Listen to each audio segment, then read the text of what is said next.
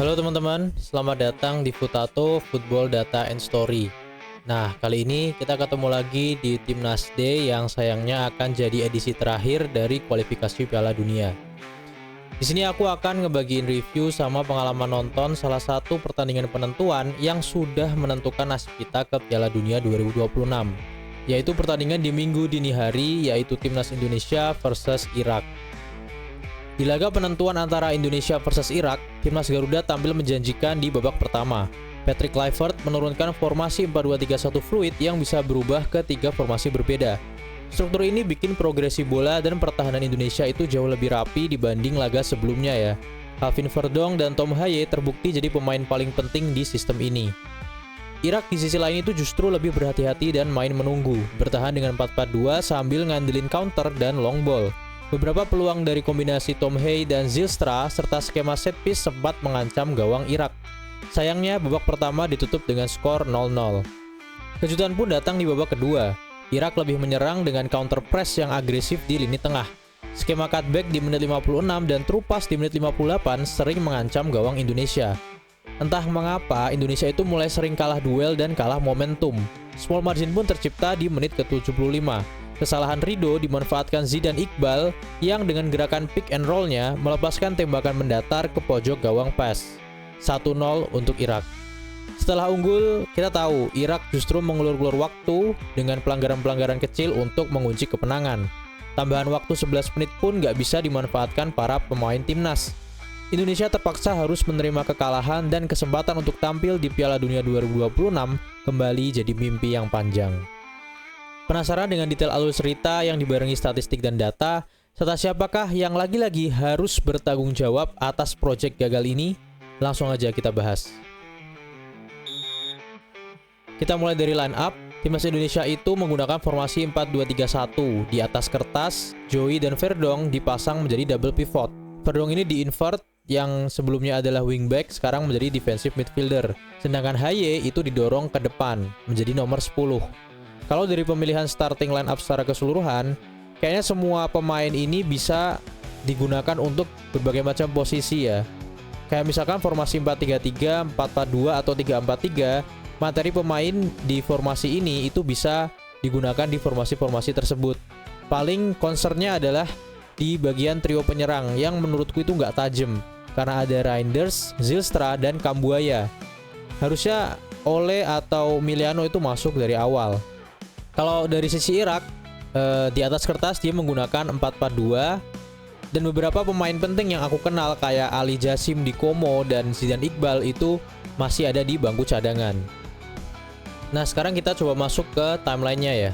Indonesia tampil cukup meyakinkan di babak pertama melawan Irak dengan menggunakan formasi awal 4-2-3-1 yang fleksibel berubah jadi formasi 4-3-3 atau 4-4-2 saat fase out of possession.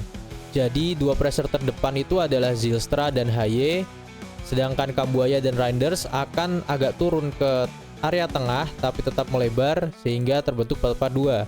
Sedangkan pada fase 4-3-3 biasanya itu Reinders, Zylstra, dan Haye yang akan mengepres, sedangkan Kambuaya, Verdong, dan Joey akan mencoba untuk menjadi trio di lini tengah dengan Kambuaya itu sebenarnya wide midfielder yang melebar. Sedangkan dalam fase in possession tetap menggunakan basic 4-2-3-1 di mana Haye menjadi nomor 10. Tapi bisa juga berubah menjadi 3 back. Aku sering lihat kalau James itu akan naik ke atas, Kambuaya akan lebih masuk ke dalam, sehingga bagian 3 back di belakang akan diisi oleh Itzes, Rido, dan Dix. Sehingga terbentuk shape 3-2-5 di mana double pivot tetap dipegang sama Verdong dan Joey. Nah, kalau kita tumbuhkan ke depan, basic formasinya itu tetap 4-2-3-1, tapi pada saat pressing, formasi yang sering digunakan out of possession itu adalah 4-4-2 di mana Kambuaya dan Reinders turun. Irak itu juga sebenarnya merespon dengan 4-4-2 juga dan mereka itu bermain lebih menunggu. Di babak pertama itu juga kelihatan kalau timnas itu bermain dengan menggunakan mid block press, menggunakan garis pertahanan yang tidak setinggi pada saat melawan Arab Saudi. Kalau kita lihat jalannya pertandingan, pemain yang paling eksepsional yang bisa kita lihat dari heatmapnya SofaScore itu adalah Calvin Verdong. Dia itu ada di mana-mana dan berperan penting sebagai defensive midfielder support. Sekaligus itu dia bisa turun ke bawah untuk membantu Itzes dan Rido untuk melakukan build up. Posisinya dinamakan halfback karena akan membentuk 3 back di belakang. Selain itu, militansi dan agresivitasnya dalam memotong bola pada saat transisi negatif yang dilakukan oleh Irak itu memberikan stabilitas di tengah dan memuluskan progresi bola dari tengah ke depan. Sedangkan Irak di babak pertama yang aku bilang tadi, dia itu main dengan 4-4-2 pada fase out of possession. Mereka itu cenderung bermain dengan lebih menunggu dan hati-hati. Kalau dilihat juga lini belakang mereka itu turun ya atau lebih deep karena mereka itu sering mengandalkan long ball yang berusaha untuk memecah mid block pressnya timnas dan melakukan counter-counter lewat sayap.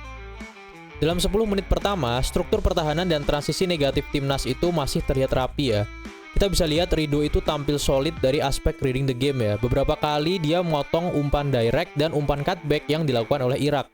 Serangan timnas kali ini juga lebih mengandalkan kombinasi umpan cepat dan sentuhan singkat dari tengah ke depan, bukan long ball dari belakang seperti laga lawan Arab.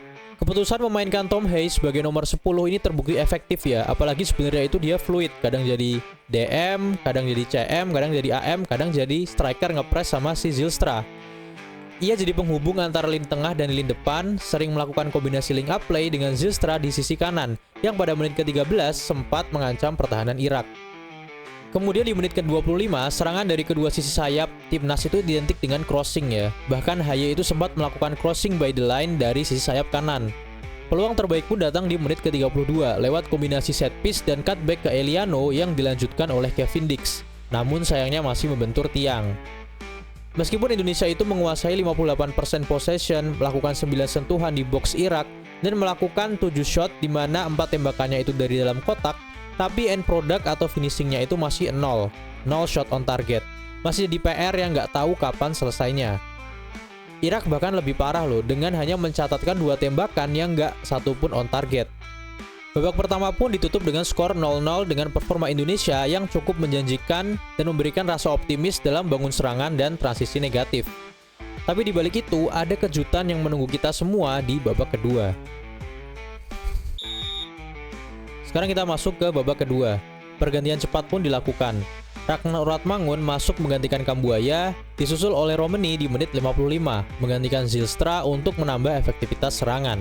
Indonesia tetap dengan shape fluid 4-2-3-1, di mana Haye tetap jadi nomor 10, kali ini dibantu oleh Romani untuk pressing. Sedangkan untuk Irak, itu aku sering lihat dia menggunakan shape 2-4-4, di mana fullbacknya itu juga akan ikut naik untuk menyerang. Namun kali ini pressingnya itu lebih agresif di lini tengah ya. Jadi misalkan ada bola yang lepas atau ada di pemain Indonesia akan langsung dipress oleh beberapa pemain Irak, kemudian langsung dilancarkan counter ke sayap atau lewat tengah. Terbukti di menit 51, ancaman pertama Irak itu datang lewat run in behind, tapi untungnya dinyatakan offside. 5 menit kemudian, skema direct play Irak itu membuat Dean James kecolongan. Markingnya kecolongan, pemain Irak dari sisi kanan lolos dan melakukan cutback berbahaya yang masih berhasil diblok sama Ridho.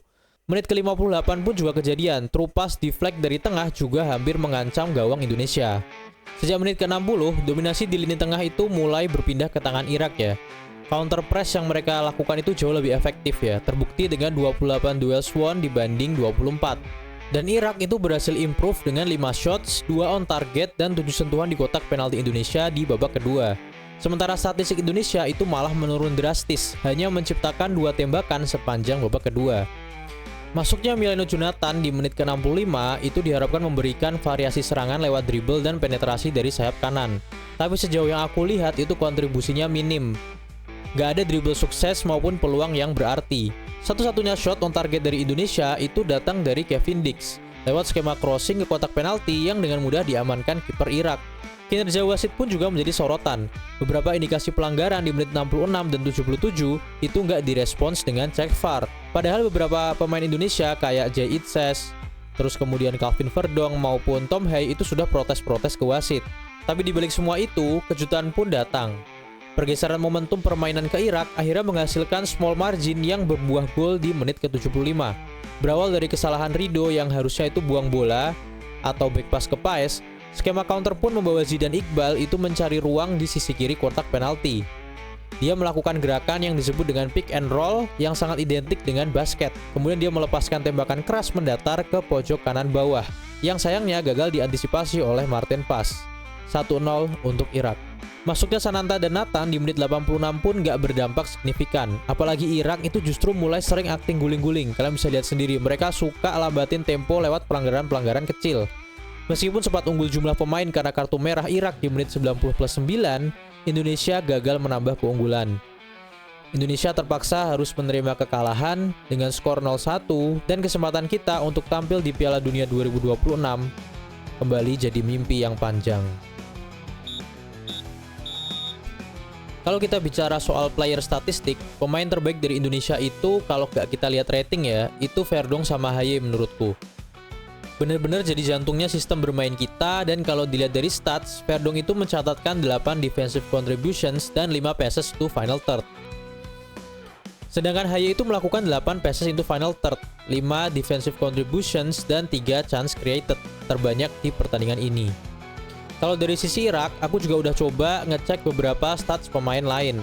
Dan ternyata statistik chance created beberapa pemain Irak itu rata-rata 0-1. Jadi ya jelas Zidane Iqbal yang jadi MOTM, ratingnya 7,5 karena mampu mencari celah dan small margin di menit ke-75. Shotnya pun 1 dan jadi gol penentu. Nah sekarang kita ke summary nih. Aku mungkin akan ngasih summary tapi juga unek-unek sih. Indonesia itu sebenarnya tampil meyakinkan ya di babak pertama. Mereka itu compact, rapi, solid, mid block pressnya bagus, efektif. Duet Verdong sama Tom Haye itu benar-benar jadi jantung permainan. Semua orang pasti udah mengakui itulah. Mereka itu kayak jadi jenderal yang ibaratnya itu ngatur ritme sekaligus jaga keseimbangan di lini tengah. Tapi sayangnya nggak tahu kenapa intensitas itu perlahan hilang di babak kedua. Mungkin karena Irak yang mainnya itu sangat agresif dengan counter pressnya ya. Dan menurutku juga itu harusnya oleh Romani dan Miliano itu main dari awal. Timnas tuh menurutku butuh gol cepet ya. Sebelum nantinya kita bakalan main reaktif dan pakai lapis 2. Bukan kebalik, main lapis 2 dulu baru pemain utamanya diturunkan. Salah kalau menurutku kita kayak gitu. Dan coba kita lihat Irak. Kayaknya Irak itu emang sengaja baca pola main kita dulu deh. Baru nyerang agresif di babak kedua pakai counter pressnya, yang akhirnya bikin mereka menang dengan small margin. Itu tipis loh. Pemain tuh udah mencoba untuk menutup ruang, tapi akhirnya ada celah di situ dan dimanfaatkan sama si Zidane Iqbal. Overall, menurutku semua pemain itu udah bermain sangat bagus. Udah maksimal mereka. Bahkan aku pun gak ada komplain yang gimana-gimana sama 1-2 pemain. Aku sih lebih menyayangkan momentum ya. Kita itu bukan tim yang punya comeback mentality bagus, tapi lebih ke bermain agresif di babak pertama sampai dapat poin duluan. Cepet-cepetan dapat gol tuh kita jagonya. Jadi harusnya itu kita bisa ambil poin di babak pertama dengan 3 pemain depan yang lebih tajam. Harusnya oleh Romani sama Miliano tadi aku bilang. Nah terus ini tuh maksudnya apa? Kalah sama Irak itu masuknya ya kegagalan lah. Ini kalau kita ngomongin lanjut dari summary ya, summary pertandingan ini. Kemarin aku nonton live-nya Bang Ferry dan aku setuju sama statement kalau ini tuh disaster. Dari awal penunjukan Kluivert aja PSSI sendiri bilang ini tim kepelatihan terbaik yang punya peluang besar lolos ke Piala Dunia. Tapi hasilnya apa? Gagal kan? Jadi ya harus ada yang bertanggung jawab. Orang disaster kok, ya kamu tanggung jawab kalau gagal.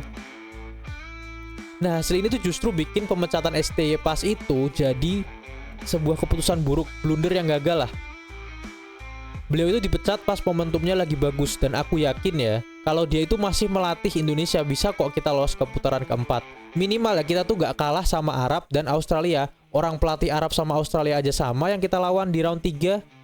Nah terakhir, sebagai bentuk tanggung jawab, Patrick Kluivert itu harus dipecat, dan Pak Erik pun harus mundur juga. Orang dia tuh udah Menpora, masa iya rangkap jabatan jadi ketum juga? Jadi kalau evaluasi gimana? Ketum PSSI dipanggil oleh Menpora, orang sama dua-duanya. Masa iya dua orang ini nggak ada malunya? Kita nggak bisa dong sebagai rakyat itu, sebagai fans sepak bola ya, terus-terusan disuruh sediakan ruang ikhlas, terima aja. Ya nggak bisa gitu. Udah bikin keputusannya menghasilkan hasil yang disaster, ya ambil tanggung jawab, mundur. Jujur aku kecewa banget sih Indonesia nggak bisa lanjut ke Piala Dunia karena kesalahan pelatih tim kepelatihan terbaik inilah. Ya tapi itulah yang bisa aku sampaikan. Oke, itu dulu guys review sekaligus unek-unek dari pertandingan antara Indonesia versus Irak. Terima kasih teman-teman yang udah nonton sampai akhir. Tolong like, komen, dan subscribe kalau emang suka. Jangan lupa komen di bawah ya untuk diskusi lah kita soal pertandingan ini. Pasti sangat mengecewakan untuk banyak orang yang suka sepak bola, apalagi timnas gitu. Sampai jumpa di review-review berikutnya.